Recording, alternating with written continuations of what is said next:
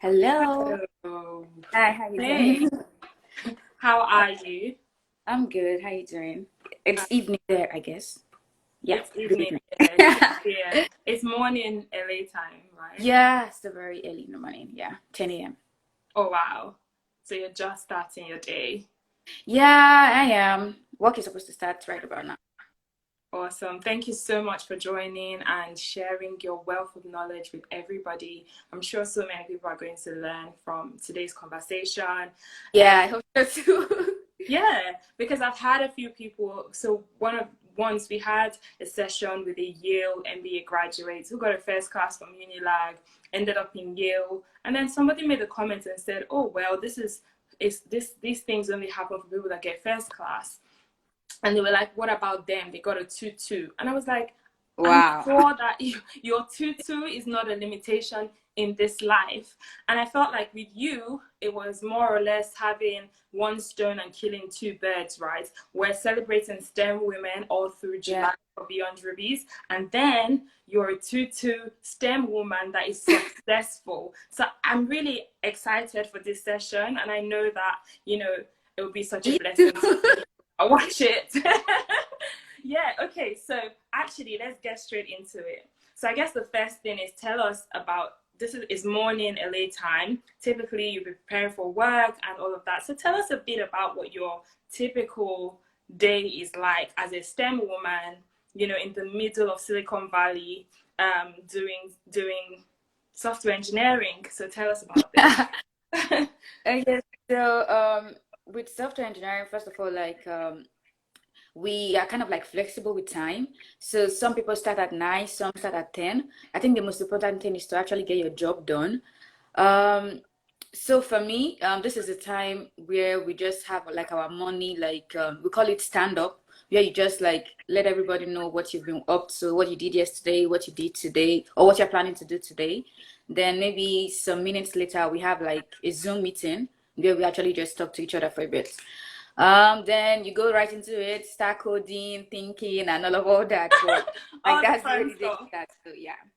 Awesome, awesome. Okay, so tell us a bit about you actually. Let's find out what is it about Blessing that makes Blessing a STEM female role model. Ha! No I more put there. that title on Okay. you. You need to take it. Okay, for me, Sha, okay, my name is Blessing Ebowe. I'm from Edo State, Benin girl, to be precise. Getting into STEM, actually, I don't think I saw myself getting into STEM. I always really liked maths, like growing up, I loved mathematics. So that was what I actually wanted to study in school. But my dad was like, you need to do engineering, and I was quite young. So, like, I ended up in engineering, electrical, to be precise. Um, I think when I was in school, I didn't really understand what it meant. I didn't really understand what education was or what I was really doing. So it was more like, okay, this is what humans do. Let's just do it. And by the time I was done, I was like, or by the time I realized myself or started to understand like why this is important, I was already like almost in final year. Then like getting out, like I didn't want to do anything electrical engineering when I was done with school, and I wasn't sure what I wanted to do, which even made it worse. Like I had no clue. I was really clueless, but I just know that I just always believed that I would find something that was going to fit my style. Yeah. Then friend mentioned like there was this new company, it was software engineering, programming and stuff. By then I had not really like done anything programming. So I mentioned to my dad like I have this idea of programming, and he's like, you want to go to another school? Like that was his first thing. Like after 5 years in engineering, you want to go back to school? Like seriously? But I tried to like convince him that it was going to be a good move. I actually told him that once I start this thing, within a month I'm going to get a job. Oh wow. And I think he believed me or something, but he put his money there, and I started learning some Java, and I heard about Andela, and I applied, and they called me for an interview, and that was the way I found myself like doing software programming. I really like it because it's more of my brain than energy. Me, I don't really have like physical power before. But because I have to like use my head and just spend time to think, and I already liked maths before, So it was just really interesting for me, and it's always a new problem every day. So it keeps me busy, it keeps my mind like on track. Like there's never really a moment I'm like, oh my God, I have nothing new to do or nothing new to think about. So it's new problem, new solutions. So that's what really makes the STEM field really interesting for me. Oh, that's amazing. And you talking about how you just didn't know, you just found yourself doing Yeah. engineering electrical. That sounded like me when I graduated from secondary school. So I liked maths as well. Maths and further maths, they were my favorite subjects. I liked physics as well, but I didn't like chemistry, I didn't like biology. So my dad is an electrical engineer as well, and he didn't want me to study electrical engineering for some reason. I was also good with economics, right? So I liked economics. And my dad was like, do chemical engineering, that's what you should do. And I was like, I don't like chemistry. So I ended up studying electrical and electronics engineering. Oh, that's nice. And then similar to yourself, I finished university and I was like, I would like to work in an engineering company, but in the business side. Oh, I That's see. how I That's ended up. easy. I ended up in finance, just, Yeah. so very different from you, but like a similar backstory of, yes, Mm. engineering girls, maths lovers. Yeah. Okay. Okay. So I guess my next question would be your story about the tutu. I Okay. mean, there's a lot to unpack. It's not, as I said with you, this interview is like we're killing two birds with one stone. So, what was it like? You went to University of Benin, Yeah, right? I did. Got a Yeah. tutu in electronics and electrical engineering, Yeah. proudly tutu. I like that you raised that flag very high because you make it look attractive and you give hope to other people that for whatever reason they couldn't make the first class, the 2-1, but there's hope, right? There's light at the end Yeah, of the definitely. tunnel. Yeah, so talk to us about like your journey. How did you end up, like, I know that studying engineering in Nigeria must have been really difficult because even for me studying here, my classroom was filled with males, and I had one or two female friends in my class, and they were kind of my support system, but it was really tough. So what was it like studying engineering in Nigeria, and then how did you get to that point where your grades just ended up being 2-2? Oh, okay. So much So, to unpack. um, two. So I think growing up, maybe I think, start with maybe start with the experience being in Nigeria, and in Edo State, University of Benin, studying yeah. engineering. What was that like? Um, I think my set or my class, like the guys were really supportive, and I had a really good course advisor. Like my course advisor made life good for me. Like he was always like calling me a blessing. You need to do this, blessing. You need to sit put, blessing, and all that. But I also had like really encouraging classmates. There was never a time where I felt less in class. It was basically like an equality conversation. There was no time where anybody felt like, oh, your brain is lesser than mine or anything like that. I never experienced that. Where there were some smart ones that will always feel like, I don't know whether I should know book. But I think when it came to like math subjects, I was really good there. So it was kind of like a balance. It was when it came to like writing, like I had very bad handwriting. I just couldn't do theory stuff. So to me, that gave me a little bit of confidence because I just felt like, okay, I know this part, I don't know that part. I just need to figure out how to like make every other thing work. So I didn't really feel out of place in class. Like sometimes we'll have exams, like a hall that was supposed to take like 200 people. I'll be like the only lady in the hall. Wow.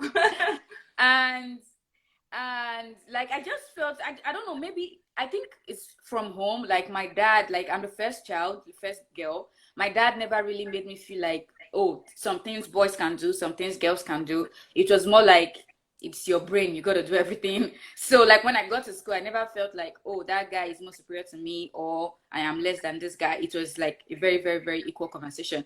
So I think already making up my mind that this is an equal conversation or this is a place of equality, I didn't really experience like anybody trying to pull me down. Of course, I'm going to deal with you if you try that with me, but Go boss girl. but But it was really good for me, and my course advisor really made that really work for me. And all the other guys that we actually like, maybe like class rep and all of those people, they just made sure that everybody was comfortable in class. Yeah.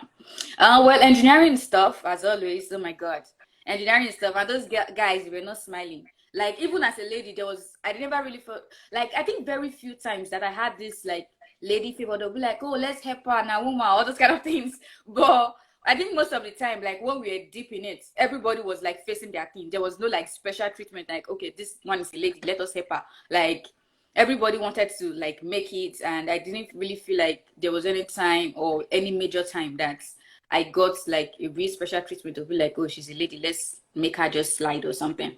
So I think that was also good for me. Like it made me know that I'm responsible for myself. I can't depend on nobody here in school. Like I can depend on them for like support and other things, but when it comes to like the actual work, I have to do my work. Yeah. So I think that was really good for me. Awesome. So I hear confidence, and I hear you saying, you know, the kind of confidence that your parents had put in you even from home, Yeah. like how your upbringing really played a major role, because your dad did make you feel like you were less for being a woman, so you went into class, you went into those conversations, you know, feeling like you were up to the task, and I guess that really helped you through. So graduating with a 2-2, how did people take it, and how did you feel when you got your grades? It's really we live in a very competitive world. People that even get first, somebody messaged me when they saw the flyer and they said, oh, me, I even got a 2-1. It's only God that like it's only, I'm on God's hands, you know. And the person was like, it's only God that can help me with this my 2-1. So but you got a 2-2, you worked in Andela, and now you work in Los Angeles. You work for a media tech company as a software engineer. How did you, let's start from, how did you feel when you first got that grade? Like, how was your confidence at that point? Okay, so when I got a 2-2, I knew I was gonna get it. But my final year, like my 400 level and my 500 level, I really put in a lot of work. But my 100 level, 200 level, 300 level, I was so distracted, like with every other thing. I wasn't even sure what I was doing. I didn't like school and all of all those child issues, because I got into school very young. I got into school when I was 15. Yeah, I turned 16 in 100 level, literally. So I wasn't really sure I didn't really have a clear understanding of the importance of what I was doing. So by the time I could really figure it out, I was already in like 400 or 500 level. So that was when I tried to put in effort. But I still couldn't like make the 2-1 cut. So when I made a 2-2, well, my parents were like, we know you're a smart person and you could have done very much better, which makes it really painful. Like if you were someone that would know that, okay, she doesn't know much, it's a different situation. But knowing that this child could have done better, and because this child wasn't serious, the child performed poorly, it was heartbreaking for them. But at the same time, I think they were really excited for me to even see me graduate. I think they were just excited, like, okay, she came out of the school alive, she graduated. So I think that was encouraging for them. Yeah. So for me, I actually was depressed, actually. Oh, wow. I felt really bad. I felt like I could have done better, and I just didn't. And now I have to live with this. Like, how am I going to fix this? Like, is it fixable? What do I do next? So all of those things were going through my mind.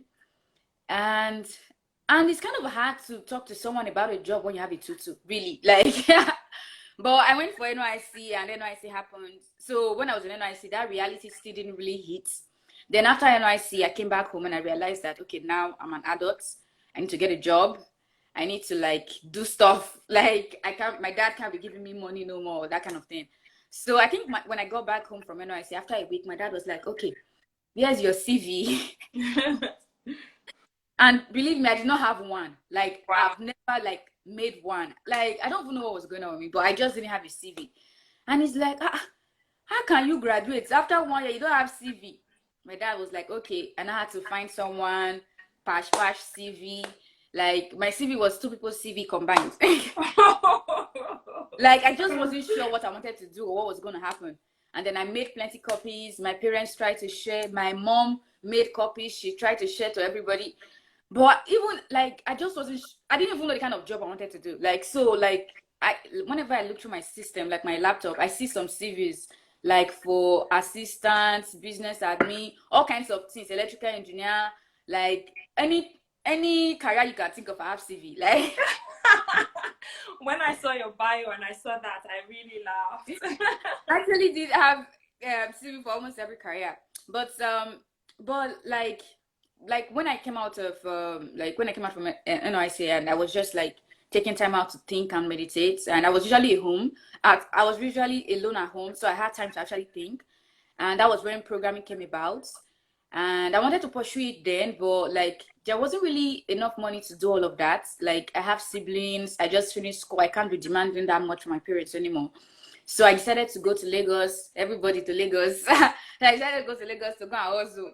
So I went to Lagos with all of my CVs, and I did a couple of interviews. Oh my God, it was crazy. Like you will queue, you have like almost 400 people coming for the same interview, and you're like, what are we doing And here? you got a 2-2.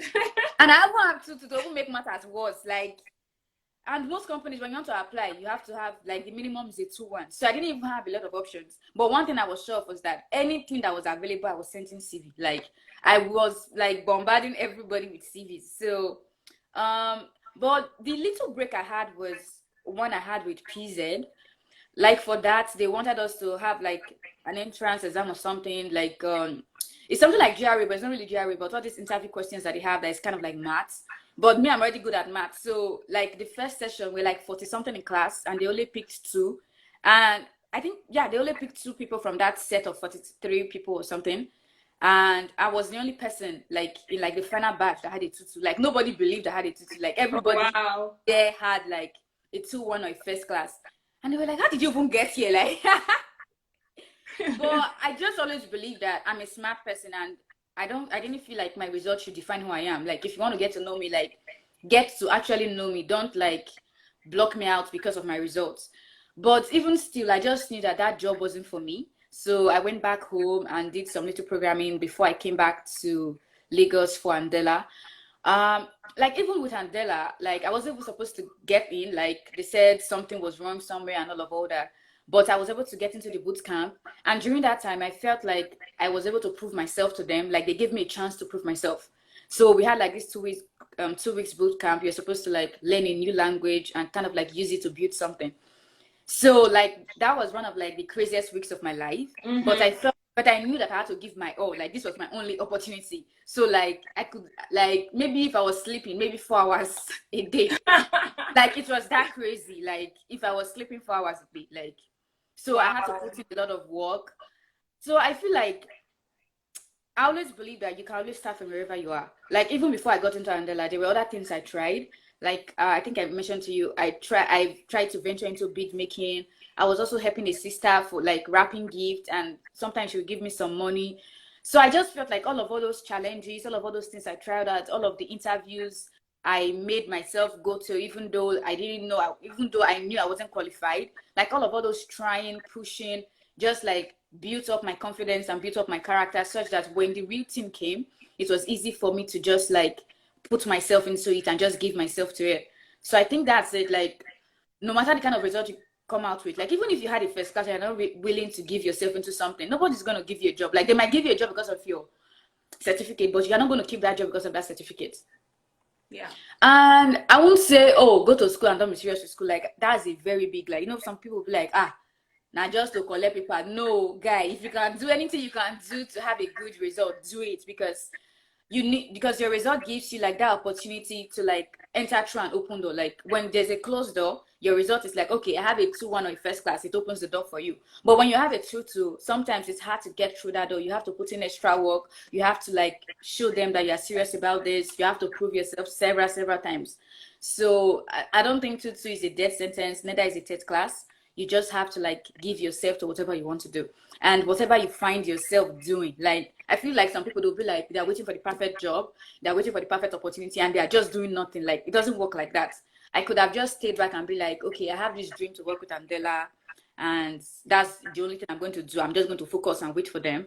Of course, I was doing programming, learning, but I was also trying out other things, or trying out other businesses, or applying to other programs, things like that. So I feel like um always working on yourself, even though you have like a big goal, and always improving on that will just make way for you when the time comes for the real day. Yeah. Amazing, really, really amazing. I mean, if I can recap what you said, because I felt like there was a lot to unpack from what you've just said. But if I Yeah. want to just like, summarize, you said don't limit yourself. So the fact that you got a 2-2, keep trying, try everything, really and truly try everything. Like, just go through different doors and one door will surely open, because you tried your hands at bead making, gift wrapping, you did all sorts, and then you started to learn how to code, and that's amazing.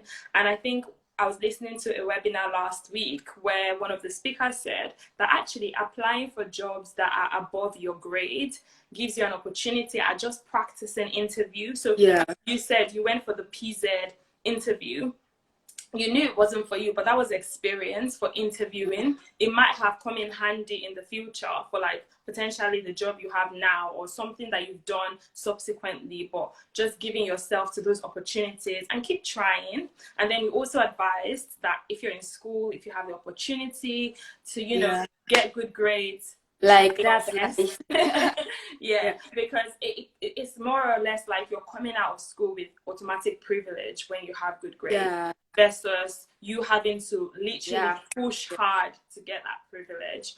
So yeah, awesome, really awesome. I mean, you mentioned that you came from Lagos. So did you live in Edo State?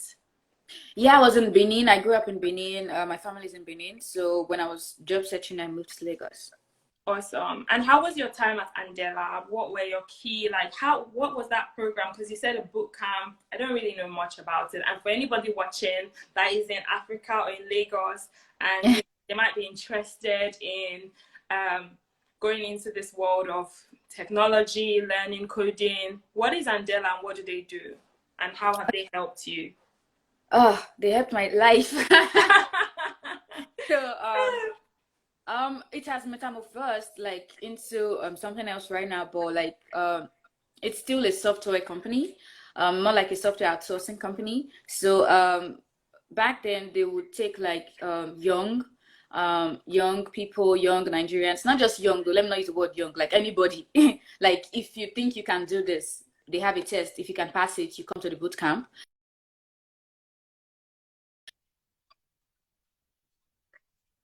Books or program materials to learn. Can you hear me? I can hear you, but it's circling on you, like loading. Oh, I see. Um, so they give you like some materials to study, and then as you study those things, they give you like a project to work on with that knowledge that you have gotten. Okay, I think it's good now. Yeah. So, yeah, so they give you like maybe like a challenge or a problem to solve based on the previous knowledge base they've given you access to. So now they've given you opportunity to access data and knowledge and information. Then they give you a challenge to like apply that information and knowledge you have gotten, which I think is very fair. So also they try to put people based on their previous experience. So they're like, oh, if you have experience in this, we'll put you like in a class of experienced people. If you don't have experience, we'll put you in a class of unexperienced people. So it's kind of like fair game. So at this point in time, like everybody has like an open slate to be the best they can be. So, and I think the goal was to see the progress, not really to see the end. Like, it's more like, where was this person before and where has this person gotten to, which I think was a very, very good way of interviewing candidates. Like, if you have a candidate that has like 6 years experience and you just say, oh, you have 6 years experience, come, you are smart and all that, you employ the person. You don't know how that person, you don't know what that person has learned in that 6 years, or you don't know how that person can grow with new knowledge. But if I find someone that has maybe like 6 months experience, and I know that if I give this person access to information, this person can grow to have like, or this person can make use of that information to actually produce the same thing a 6 years experienced person can produce. So at that point in time, it's like fair game for anybody to have access to that job, because it's no longer about like previous history, previous experience. It's about what can you do with what you are given, which I think like is the best base to employ anybody. Like, so that was the opportunity they gave to me. So it wasn't like, oh, what did you get in school? or what, how many years experience. It was more of, okay, here's information, what can you do with it, let's see how you can grow with what you're given. So it was really fair game for us, and that was really good for me. And then after the 2 weeks boot camp, we got into the program, and they actually took time to train us soft skills, technical skills, relationship skills, like even thinking skills, like taking our time to think and actually solve funny problems, actually, not like even coding, like just like fun problems, working in teams, interacting with people, passing information. And I think all of that experience really like built me. Like I learned to be more confident, I learned to be able to like explain myself to people, and I learned to listen too, because it's one thing to talk to someone and it's another thing to actually listen and hear what they're actually saying to you. Because if you can't hear properly, or if you can't pay attention to listen, you can't actually like be useful to a team.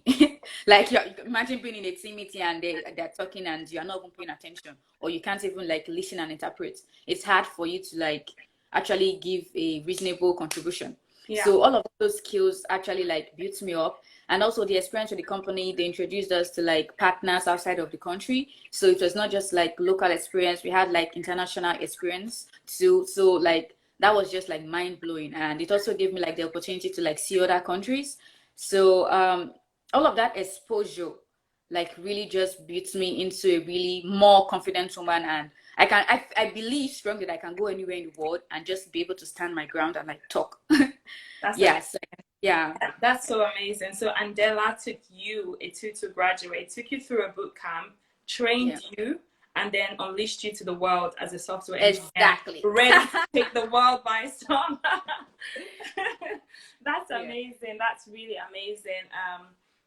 I guess it's fantastic to see how, you know, you said something about the information you're given at hand, what you do with it really matters. And, you know, just having that opportunity in the first place and proving yourself. So for those people out there that might have a tutu and they're thinking, okay, how do I break through? How do I get past this? Well, get yourself into positions where opportunities are given to you. Find those opportunities. They are there. Like, Blessing, how did you come about Andela? You talk to us about that in a second, but really about having the right contact, really about knowing, you know, the right information sources, and then put yourself out there. And when you get that one opportunity, don't take it for granted. Don't take it for granted. Give it your all. Blessing said she used to get 4 hours sleep when she was preparing to get into Andela. So just imagine the sort of hard work that she's had to put in. So yeah, talk to us actually about, you know, that quickly. I think I mentioned it before, like whatever you need to get to the next level, you already have it. Like just be sure you have it. Like whatever you need to get to the next level, you already have it. I feel like sometimes we always feel like what we need is external or is somewhere that is unreachable. So now, like, how did I get to Andela? How did I even get to Lagos? My dad had a by the way, sorry, before you go on, let me just tell, like, for people that will watch this video that might not be from Nigeria, Benin is, should I say, is a remote part. Let's be real. Our governor is working. Benin is not as urban as Lagos. Lagos would be London or LA, and then Benin will be, I don't even know what to compare it. What? It's a village. It's not. Please don't come for me in the comment section. People that are from Benin, don't come for me. I don't know what I'm saying. But Benin is a city. It's a city, but essentially there's a wide gap, right, in the opportunities that both cities present. Like 4 years ago, there was a very wide gap. I believe that the gap is closing up, because I actually have a younger brother who's in Benin now, but because of the new government and everything, he's been able to have opportunities to like get access to some of the resources that I have here. So okay. Yeah. Oh, okay, great. So you see, please don't come for me in the comment section. I have no idea what I'm talking about. No, it's fine.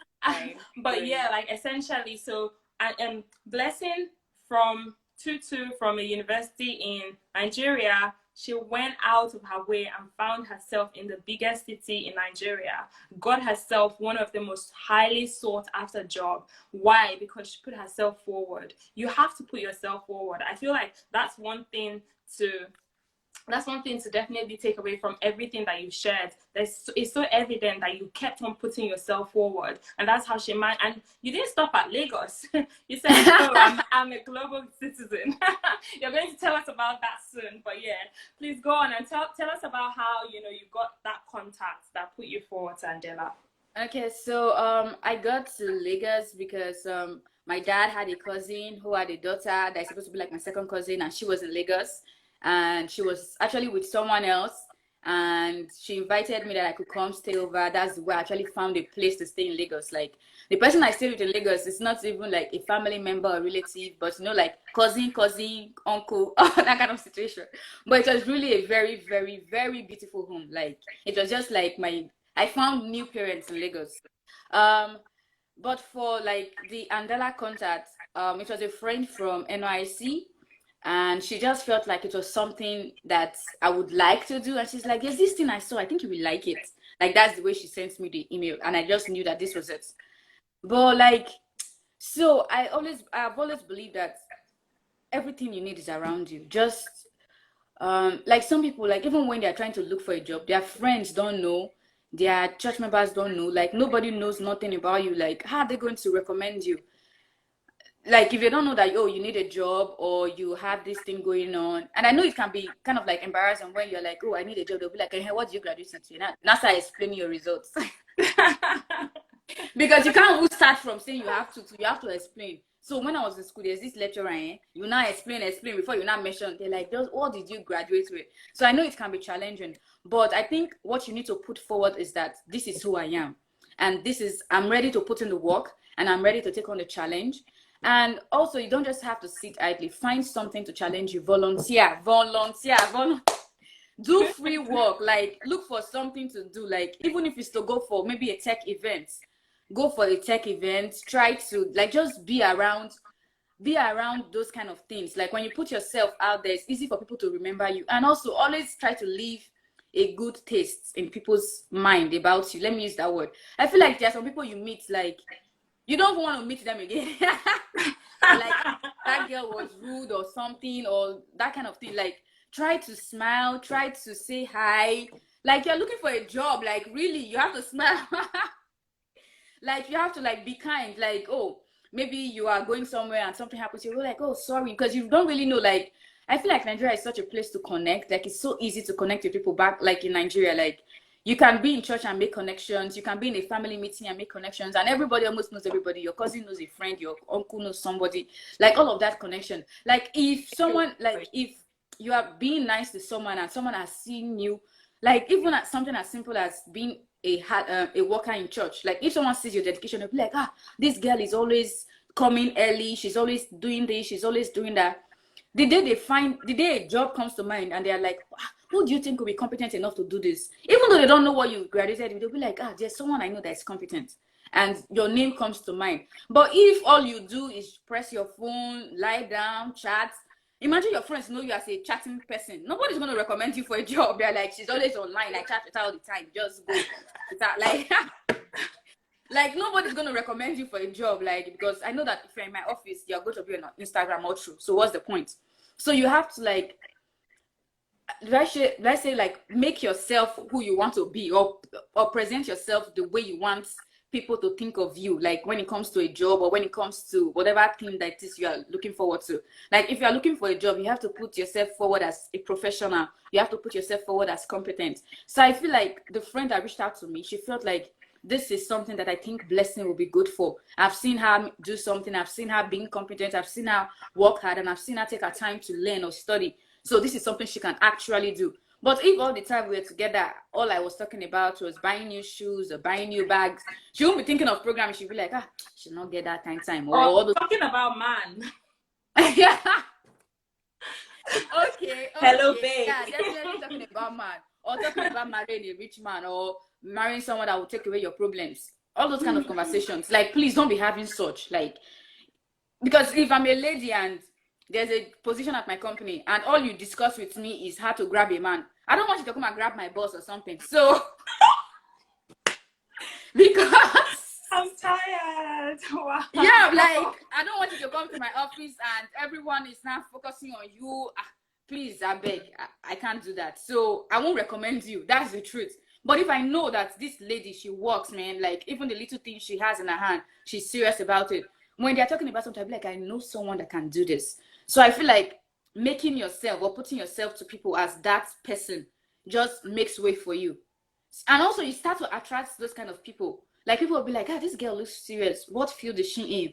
Oh, like it just puts you there for people to want to recommend you. Yeah. But you can't be looking for a job and by the way, you are looking for a job, like your phone is so expensive, everybody thinks you're working in Shell.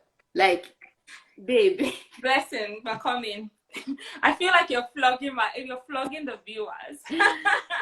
No, but I'm just like being truthful. Yeah, no, I appreciate it. And I think for me, like I'm hearing, you know, put yourself forward, leave a good taste in the mouth of people, let people know you as a professional, a go-to professional person, let them see your efforts. I guess the conversations you were having with your friend from NYC showed where your heart was. It showed that you weren't, you know, looking to be XYZ, which to each their own. If there are people that want to go down that path, then fair enough. But I guess for you, you were putting yourself forward as a woman who wanted to get into work, you wanted to get into technology, and you did not want your grades to limit you. So you wanted to put yourself out there. And obviously your friend saw your hard work. She saw that you were learning coding and she saw what you were doing. And then when she had the opportunity about Andela, you came to mind, which I guess is a natural reaction. Yeah. So yeah, definitely. I think I definitely agree. Okay, I had a question that I was going to ask you when you talked about your 2-2 results and how you felt. And you mentioned that you were depressed. Yeah. I guess, well, how did you get, because obviously like beyond Rubies, what we do, we want to inspire women to get their best life, live their best life, excel in their careers, excel in life. And really, we've been talking a lot about confidence over the last week or so. And just talking about that, how you got into that depressed state just because of your grade. What was that? Was it serious depression? Like, there's nothing like even serious depression. So how did that come about? Like, what happened? So I think it was just all about regrets though. It was more of regretting my actions. Like I just felt maybe I think I felt like I had, it's one thing to not have an opportunity, but it's one thing to have an opportunity and then misuse it. Like I had parents that were willing to support me. I had the brain, I had the support in school, and I just wasn't putting in the effort I needed to put in. So all of that just made me feel like what a waste, like literally what a waste. But depression didn't last long because when you're my mom, you can't be depressed for long. Great.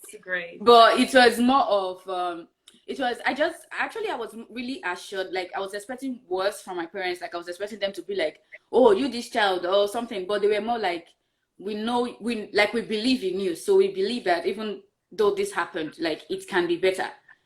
But literally the future is in your hands. So I knew that, yeah, I was just like confident to like know that my parents were actually by me, even though I obviously did things wrong. So yeah, that helped. Okay, awesome. So I guess surrounding yourself when these things happen, these unfortunate situations, surround yourself with people that love you and will have your back no matter what. I'm sure your parents played a very crucial part in launching you out regardless, so that you did not feel or stay in that depressed state. Because I know a lot of people that I know, family members very close to home, that got 2-2 and they just gave up on like trying. In Nigeria, it's so hard to get a job, and talk more of having a 2-2, and anywhere else, even in London, in America, it's so hard getting a job, and just feeling like, oh, you can't. They just give up and just start, thinking of alternatives, especially when you're female. But this is Blessing. She showed us an example of a woman that put in the effort, went back to the learning phase.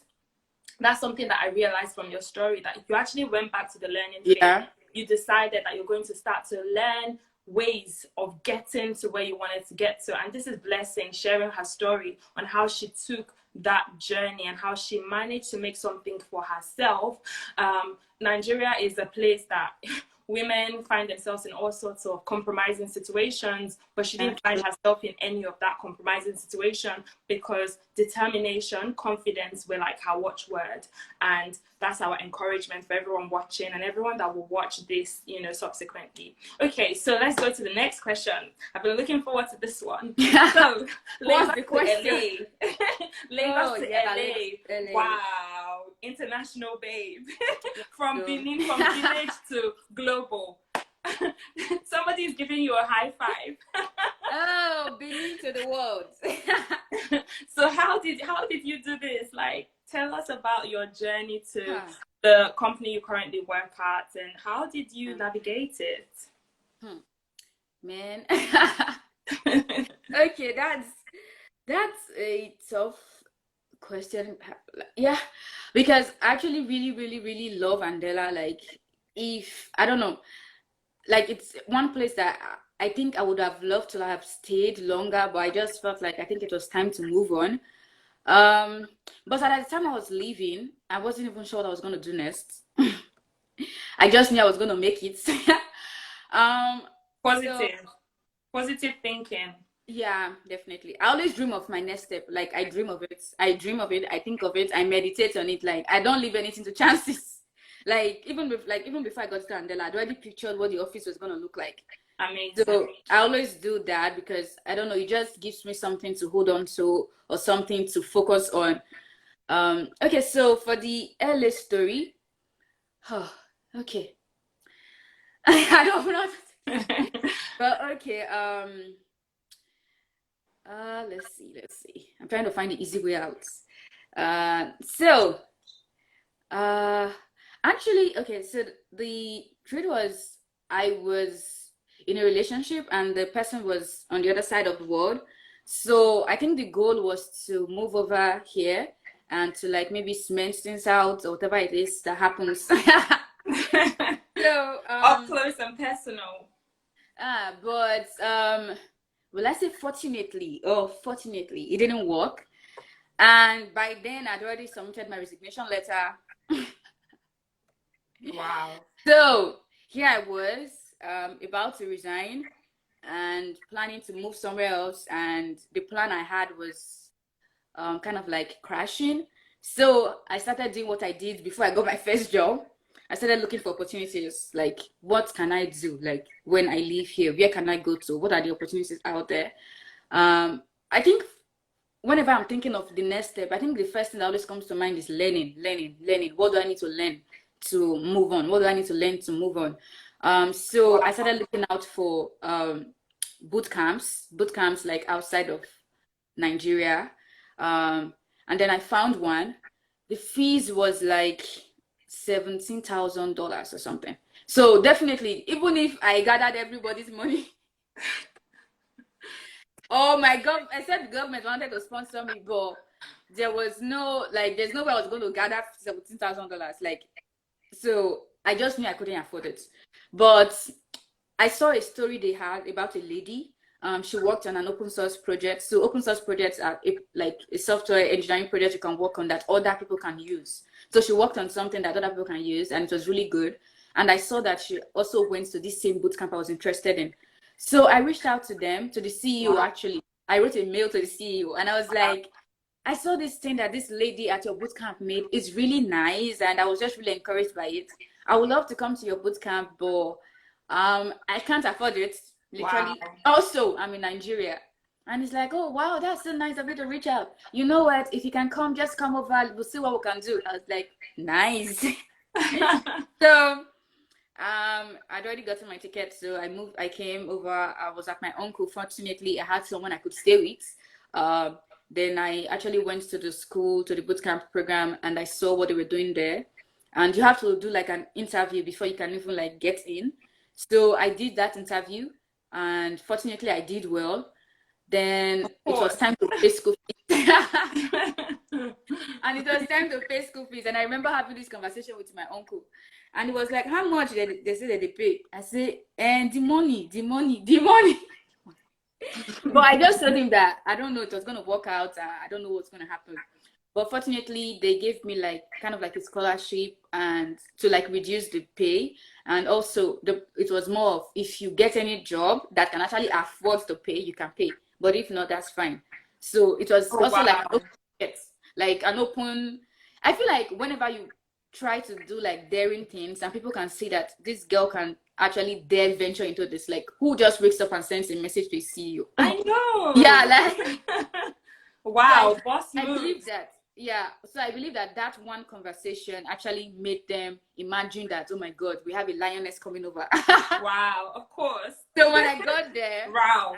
I actually performed well in the interview and I was actually paying attention when they were doing stuff and I was answering questions. Of course, they were like, okay, she's smart.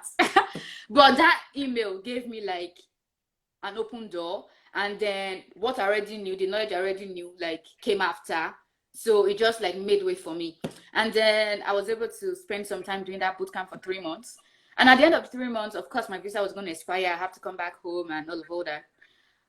But my final project, so everybody has to do like a final open source project. And my group, like, we did not have any ideas. Like all our ideas were so bad. We were Wow. the last group to actually finally get an idea. And we came up with a very simple idea on what to do. And then we worked on it. Oh my God, I worked. Whenever I'm working on something, just know that I'm gone. Like, I don't even think of any other thing. That's the only thing I put my mind on. Like, I remember my uncle, like, after I was done with the boot camp and finally got like an internship program, my uncle was like, I never knew you could cook. Because all through the time I was studying, not one time did I cook anything. Like anything I see, I will just eat it. Like I'm that driven when I have something I'm looking out for pursuing. So for this project, we worked on it, and somehow it came out like there's this I call it like a product. We call it product hunts, where people put their technology products, any new thing they build, any new ideas. So on the day we put out our projects, we are like #2 on product hunt for the day, and Woo! the award they give to you. And the only person that surpassed us was even Google, like Google Flight. I was like, hey. So Yay. if like of course Google is a big company, like, but I was just imagining like if not that Google is that big, we could have easily been #1. But like it was that good. So I came out with a bang, literally. Like so And that landed your internship. yeah, so yeah, that was how I got that internship. But also like some other companies reached out to me, but as usual, like I wasn't sure of the countries I wanted to go to. I was looking at Canada, I was looking at Check Australia. you out. Yeah, so but I was able to get an internship here. And funny enough, the way I got that internship, like I got it like barely a week after I was done with my boot camp. And it was my first like interview.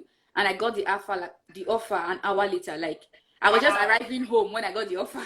Wow. That's amazing. So I'm like, I was just like, wow, like I just believe that when you put in the effort, nobody's going to stop you. Like you're unstoppable, literally. And sometimes there could be politics and all those things, but there's a way you will be good. They can't even play politics with you.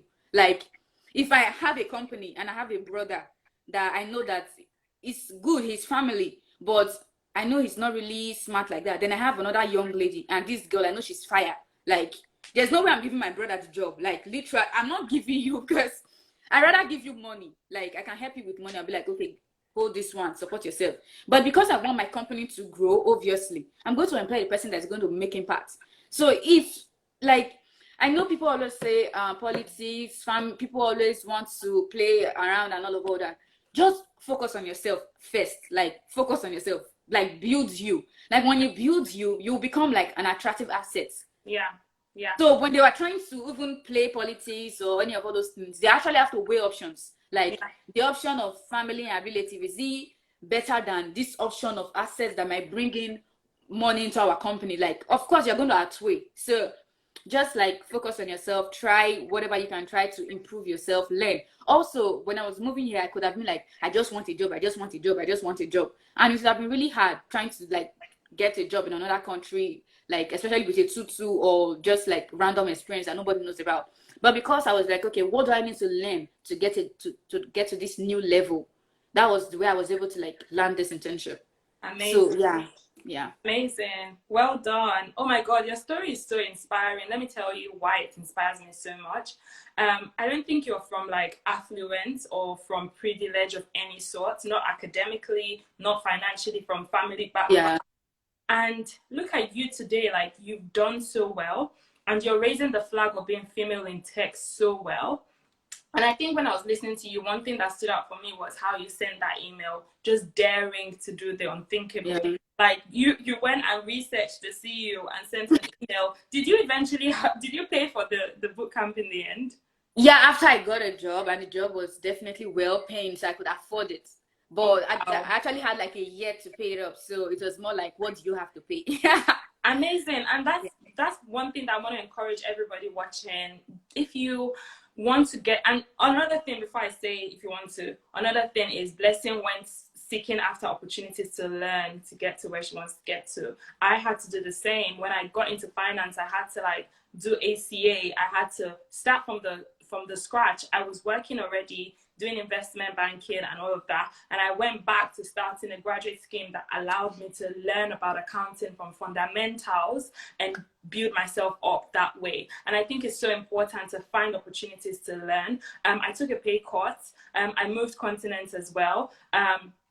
I managed to find myself a scheme that I was able to learn from, and then that has kind of carved a pathway for my career of some sort.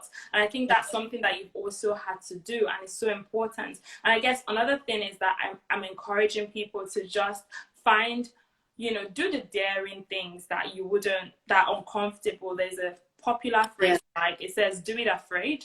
Definitely do it afraid. Like, do it afraid. You have nothing to lose. Like, what's the worst thing that they could have said? They could have said a no, but they gave you that opportunity, and you had that email to back it, right? And someone said, and she prayed like crazy. Of course. Okay, I think we have about 9 minutes left. Wow. Please, everybody on the live, ask questions. Don't just be a spectator. Definitely take away things that have worked for Blessing and have gotten her to where she is now. And I guess in the meanwhile, while we wait for people's questions, my final question to you will be, any female looking to get into technology, what is it like for you in a developed world? Obviously, we now know from your story that impossible is nothing. You can move from rural India and come to London and you will be successful. You can find ways of doing it. If you are unsure, if you need extra confidence, reach out to someone in the BR team, send us a DM. We are here. We want to help more and more women move out of poverty. And our focus is actually on women like Blessing, which is why I'm super excited about Blessing's journey, because she mirrors what a BR person is. That's who we are. Like, I am myself, I'm from a third world country, and I've managed to go through the odds, the difficulties, and find myself here today.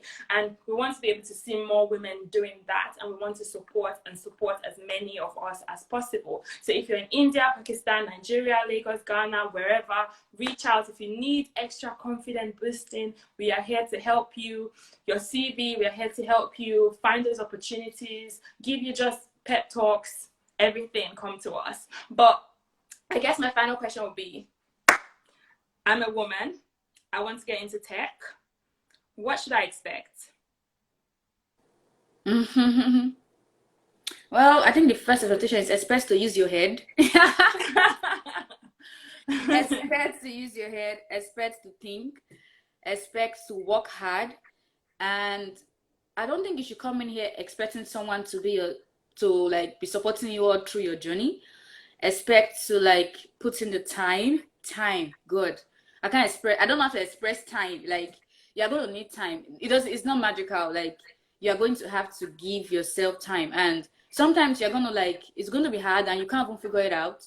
Well, Google is your friend. Like, you can ask Google, you can reach out to folks. But first of all, take your time to figure it out. Take your time. Think. Like, if you don't build this confidence in yourself that if I'm faced with a problem, I can actually solve it or deal with it. But if you're always like going out to others, you can't really survive. You can't really try, because on the day of your interview and they give you a question, like, you won't want to call a friend, literally. So you want to build up yourself, like spend time giving yourself that opportunity to learn and gain confidence in your learning journey. I think Wow. that's the first thing I would say for anybody that wants to get into tech. Take your time. Take your time. And Yeah, can yeah. people that, so for you, you're a you're a software woman, software engineer. So if I studied arts in university, can I go to a boot camp and learn how to code and be a software engineer? Definitely, definitely. Like the thing with coding is that it's not like medicine.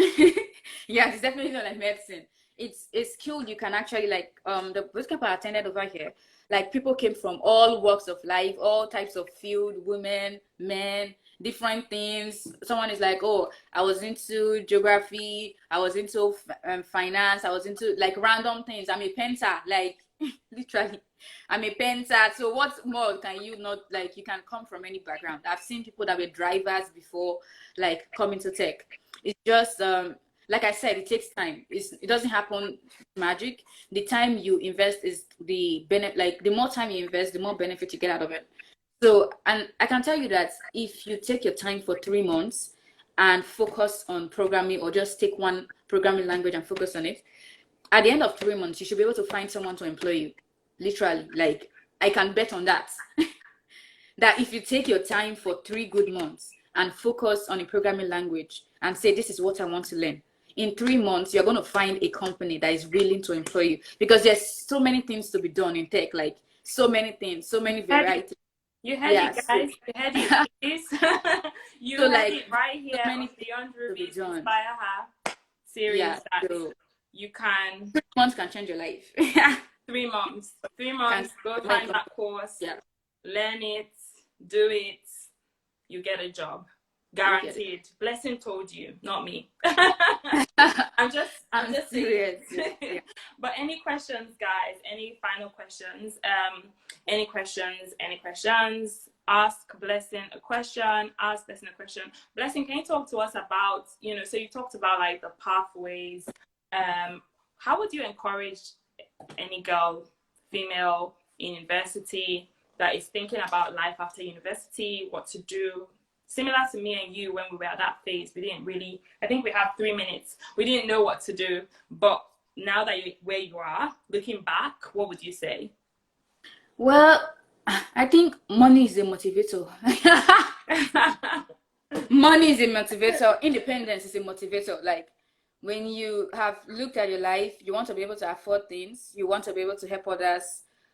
Also, you don't want to be dependent on anybody. I feel like that should be enough to motivate anybody. Like money, independence, freedom, and just having this confidence in yourself. Like I just know that anywhere I go to in the world, I can get a job, I can make money, I can take care of myself. Like that's You it. can Like do what you like. You're doing what yeah. you enjoy. You're So enjoying your like job, right? that's enough for you to just be like, this is the kind of woman I want to be in the future. I don't want to depend. I don't want nobody calling shots for me. Like I want to be calling my own shots. Yeah. Literally, like so you have to yeah, just do it for you. Let's start from there. Do it for you. Like love yourself enough to want to be able to care for yourself the way you want to. Wow. You don't want to be like, I want to buy cream. You go and call somebody. You want to buy anything. You want to do your hair. You have to call 5 people to donate. You don't want to do that. Like, you just want to like take your card, walk to the ATM, get the money, go do your hair. Like, you just feel this joy that comes with using your money for yourself. Yeah. Literally. Yeah. And also, it's quickly. Someone's asked a question. They said, "What area in tech?" Because we have 2 minutes. Well, we have one second for 1 second. They said, "What area in tech would you encourage someone from the field of medicine to follow?" I think there's something called, whether it's nurse technologist or something like that. But it has to do with a combination of like tech, and actually there's a lot of things when it comes to like medical and tech. Like I've seen it before, and I actually wanted to encourage my sister to go into it, but she's more of the medical person. But definitely medical field and technology have like a very strong future. Yeah, there's med tech. I've heard of yeah. med tech. So have a And Google they're search. building new technologies for like medical fields, so you can actually work in that kind of company or that kind of industry. Yeah, and I think there's lots of opportunities when it comes to medicine merging with tech, particularly with everything that's happened around COVID-19. Yeah. So definitely look online, and if you need help, reach out to us, and we will start start from somewhere and find you to a destination, at least a good destination. And thank you so much, Blessing, for coming. And Yeah. please follow Blessing and follow Beyond Rubies. We are Beyond Rubies, and we are inspiring women from underdeveloped countries to be their best self and to take the world. Yay. Because we can. Because Oh we my God, that's can. so We nice. really can. Yes. All right. Thank you all for joining, and see you next Thank time. you so much. Yeah, bye. Bye. Oh, good.